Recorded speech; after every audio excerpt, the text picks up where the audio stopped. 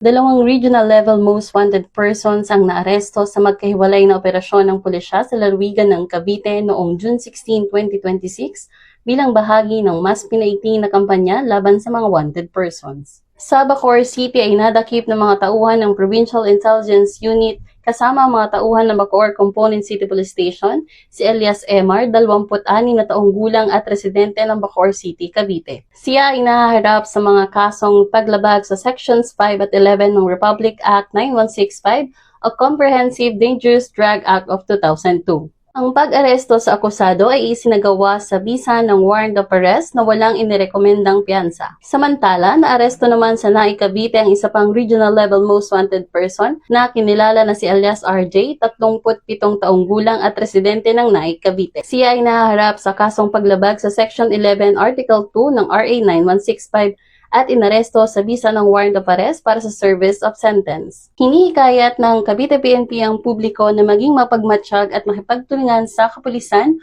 upang higit pang mapalakas ang kampanya laban sa kriminalidad at mapanatili ang kapayapaan at kaayusan sa lalawigan ng Cavite. Sa Cavite Police Provincial Office, ang tahanan ng mga bayaning pulis, ako ang inyong PNN correspondent, alagad ng batas, tagataguyod ng Balitang Pulis.